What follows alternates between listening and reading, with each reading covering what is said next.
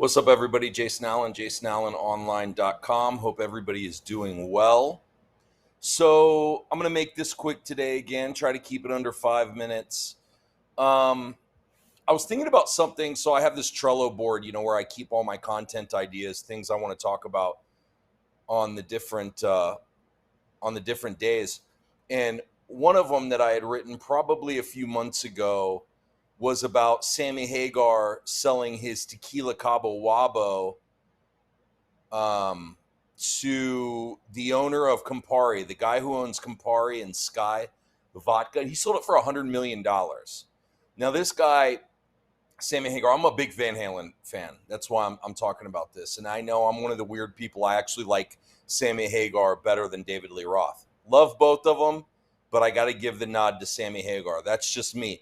And as a matter of fact, the last time Sammy Hagar and Eddie Van Halen ever performed together on stage was in 2004, and it was in Tucson, Arizona, at a little amphitheater we've got out there, and I actually saw that. I was actually at that concert. I went to two concerts of theirs during that tour. It was the last tour they ever went on together. I saw them in Phoenix, and then again, like I said, I saw them in Tucson. So I'm glad I got to see that before Eddie Van Halen died. But anyway, I'm watching an interview podcast with Sammy Hagar, and he starts talking about his Cabo Wabo thing, his tequila. And I remember when I was at the concert, they sold it at the bars, and it's really good tequila. And I didn't know that he had sold it because I guess he's working on another liquor. But apparently, this guy who owns Campari and Sky, like I said, he came to him and said, "Hey, listen, I want to buy your tequila." I think he offered him $50 million. And Sammy Hagar said, "Listen, it's not for sale. I like it. I like doing it. I like being involved in it. And so I don't want to sell it. Thanks, but no thanks." And keep in mind, this guy's already making money, right? This guy's already making, made several $1 million with his music. He's made several $1 million from his tequila, and he owns restaurants and things like that. So it's not like he needs the money, right? And then the guy says, "Well, how about 75 million?" And he says, "Listen, you're wasting your time. I really appreciate the offer. I'm glad that you like the tequila. It's not for sale."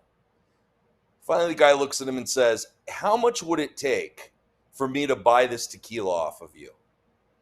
And Sammy Hagar just kind of throws his arms up in the air and says, "I don't know, $100 million. And the guy says, "Okay, deal." And Sammy Hagar kind of jokingly said, "I probably could have gotten, 500 million for it." But he ends up selling his tequila for $100 million. And it just started making me think about, why was he able to do that?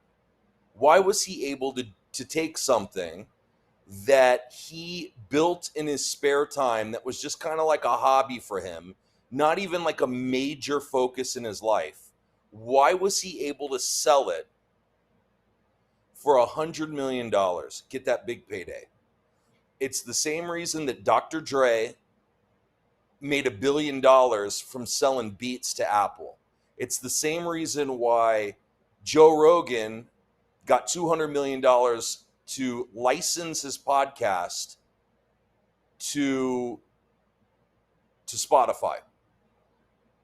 Didn't even sell it. I think it's like a 2.5-year deal. And then what? I guess he's going to get another deal, right?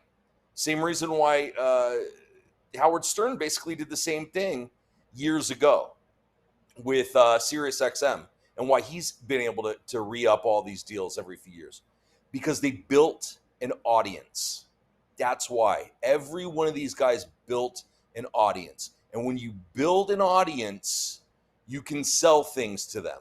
And it doesn't have to be, this is really important, it doesn't have to be the original thing that you built the audience on.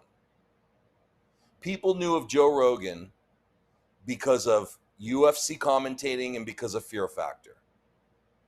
When he started doing his podcast, people followed him. And don't get me wrong, it's a great podcast. He does a great job at it. And he's built up a huge audience because of that, because of the good job he does. But he got the initial start because he'd already put in the time and built up an audience through UFC and through Fear Factor. Dr. Dre, his music. Sammy Hagar, his music. 50 Cent has done things like this. I know he owns liquor. I know that Jay-Z owns liquor. They've built up an audience.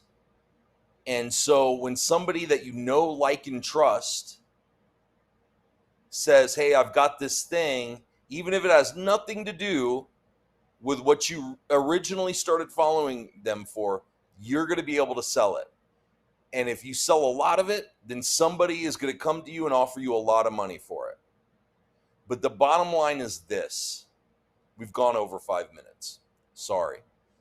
Build an audience. Build an audience. We talk about it every day. Build an audience. Build it on a blog. Build it on YouTube. Build it through podcasting. Just build it. Show up every day. Create content every day. Try to be interesting. Try to be funny. Try to be a good storyteller. Try to provide valuable information. Try to provide value to your marketplace. Something that will make them feel good about themselves and or be informed. Do this over a long period of time, and you may not make $100 million. You may not make $10 million. You may not make $1 million. But I bet you'll be able to quit your job. I bet you'll be able to live free. I bet you'll be able to have time, and you'll have time freedom, and you'll have location freedom. You'll be able to go where you want, when you want, with who you want. And it may take a month. It may take 6 months. It may take a year. It may take 10 years. I don't know. We're all different. We're all starting from a different place. But we all can do it. Start doing it now. Start doing it today.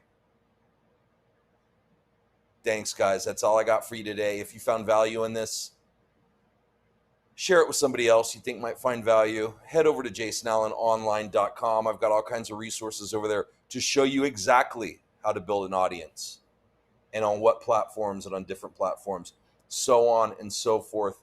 Check that out. That's it. Talk to you tomorrow. Bye.